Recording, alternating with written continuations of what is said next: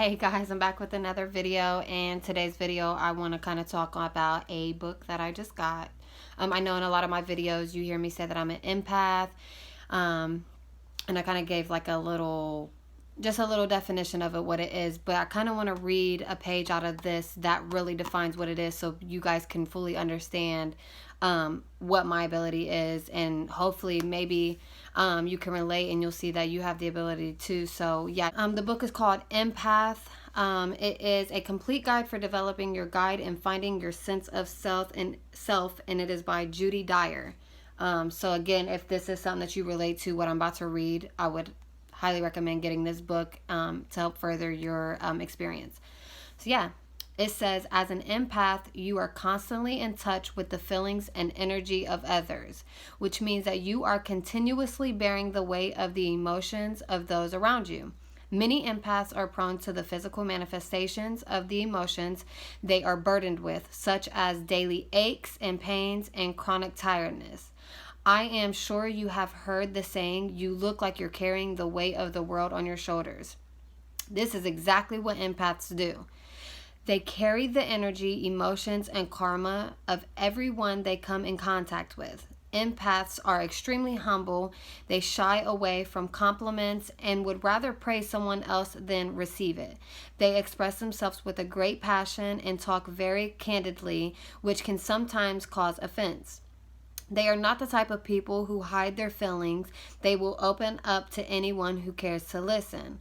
On the flip side of this, they can also be the complete opposite. They can be very antisocial and will gladly block those out of their lives who they feel are hindering them in some way. They may not realize that they're doing this. To the empath who doesn't understand who they are, this is often their way of shutting out the feelings and energy from others, and they constantly have that they constantly have to deal with. Although empaths are sensitive to the emotions of others, they don't spend much time listening to their own hearts. This can lead them to care for the needs of others before their own. Excuse my children. An empath is typically non-aggressive, non-violent, and is quick to become the peacemaker between people. An empath feels extremely uncomfortable when they are in an environment of disharmony. They avoid confrontation or quickly make amends if a situation gets out of hand, if they lose control and say something that would cause offense. They resent themselves for it and will make a swift apology. Empaths have a tendency to pick up the feelings of others and then project them back to the person without realizing what they are doing. When an empath is in the beginning stages of understanding their gift, it is advised that they talk things out in order to release the buildup of emotions. If not, they have a tendency to bottle things up and build skyscraper walls around themselves and refuse to let anyone in. The inability to express their feelings is often the result of a traumatic event, a childhood where emotions were not expressed in the home, or having parents who told them the children are to be seen and not heard. Emotional withdrawal can have a negative effect on our health. The longer we hold our emotions inside without release, the more power they have over us. When emotions build up, there will eventually be a release, and that release is never a good thing. Humans are wired to express themselves when they feel a burden. It is how healing takes place. When you talk something out, there is an emotional relief that you are no longer carrying the weight alone. If this doesn't take place, there is a risk of mental and emotional instability, as well as negative emotions manifesting in the form of an illness. Okay, I said a page and a half, but I don't know. I felt guided to read all of that.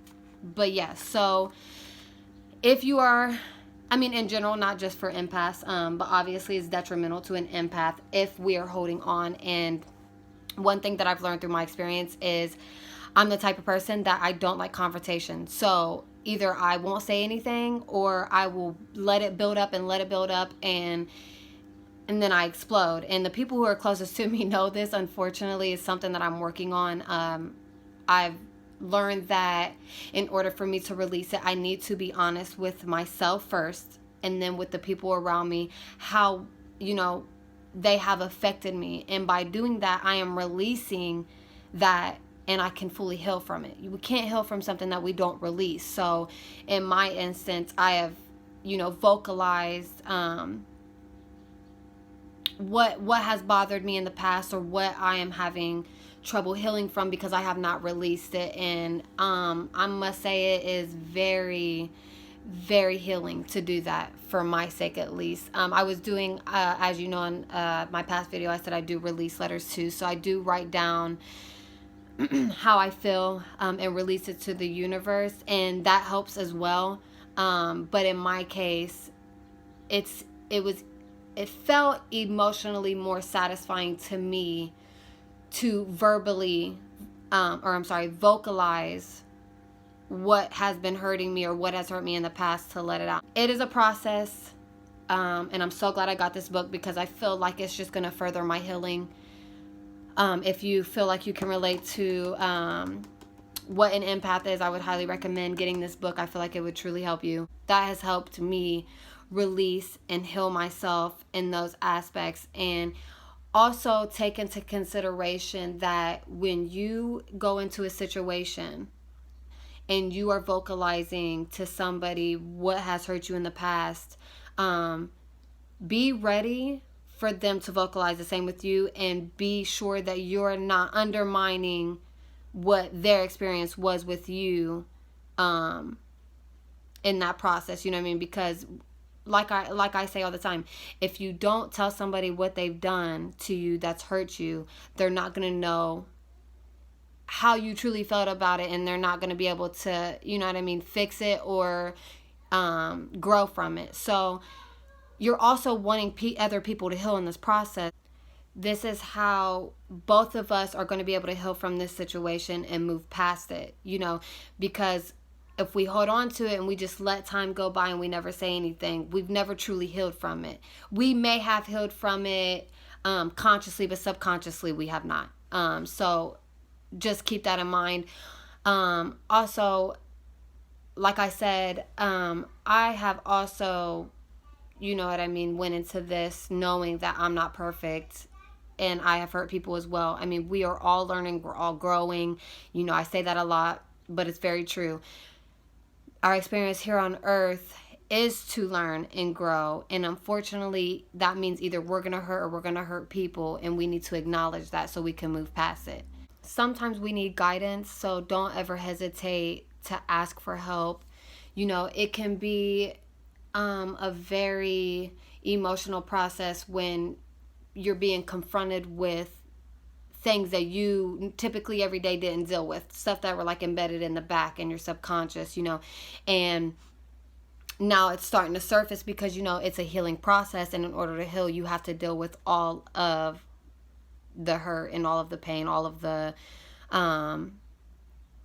past. So in order to do so, you're being confronted with these issues so you can heal from them. So don't ever feel like this is too hard, because it's a hard process.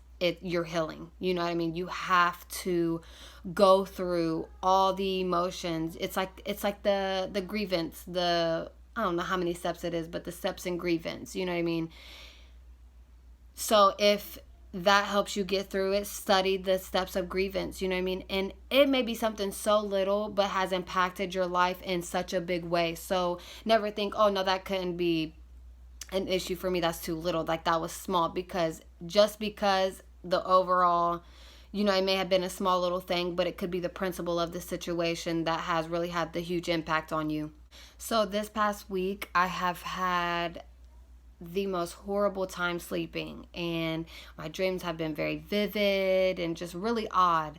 And you know, I mentioned in my last video about the Scorpio and full moon, and how much of an impact that was going to have on people, well, and on myself as well. And I guess I didn't really realize how much of an impact it was going to have, because this week my sleeping has been awful. You know, I'm dealing with a whole bunch of emotions that are surfacing, and it's been a long week emotionally, physically. I'm tired. I'm not sleeping right.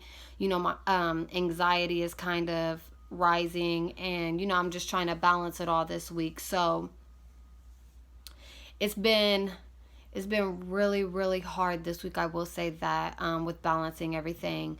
The other night I had a dream. All in all, I don't want to describe the whole dream because that's just, I'm not comfortable with that. But I had a dream that I was in the place of somebody else. So it was my soul in the body of somebody else, and it has something to do with my liver, okay? And I didn't understand, like, what? I was like, why would I have this dream? That's so odd. Like, it was so weird.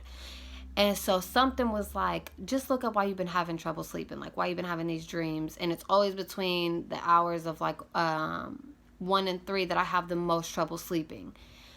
So I get on Google and I'm like, spiritual reasons as to why I'm having trouble sleeping, because I definitely know it's spiritual. I'm going through this growth process, and when you start to grow spiritually, it does affect your sleep. It will affect your sleep. It affects your daily activity. I mean, everything, because you're expanding yourself. So it's very exhausting. And I have pulled up an article, and in the article it said between the hours of 1 and 3 is when your liver replenishes. That's not coincidence. That was a sign. And what it said is I need to focus on my solar plexus chakra. It's out of balance, and that is what's causing my sleep. So it was very insightful, because I'm like, whoa, like what are the odds of me having a dream like that about liver out of all things? You know what I mean? Like, that was crazy to me to have a dream about liver, and then to look up why I'm having trouble sleeping. And it says that the solar plexus is around the liver area, and between 1 and 3 is when your liver needs replenished. Also to be mindful what I was intaking. So I had to be cautious, what did I eat? What am I drinking that could possibly be damaging my liver or causing it not to replenish the correct way? So obviously the physicality of that, but the spiritual part of that as well, which would be my solar plexus. So, solar plexus meditations to figure out the root of the problem as to why I'm having trouble sleeping. And that helped me a lot. I'm still not there. Last night was a little bit better than it has been all week, and I mean, it can only go up from there. I'm not really given the option to get worse. So like I said, the universe is my canvas, and this is my life. I am going to make it what I want it to be. So if I look at it as, oh, you've been sleeping so crappy, this is awful, that's what it's going to continue to be, instead of looking at the experience that what I can gain from that experience. So all in all, not a too long of a video. I really enjoyed this book so far. So if you relate to it, definitely recommend. Again, I'll put the book title and the author in the subscriptions below. If you like this video, give it a thumbs up. Please like, subscribe, and share. And I hope all of you, the best of luck in your process of healing, and we will all get through it together. Peace, love, and light.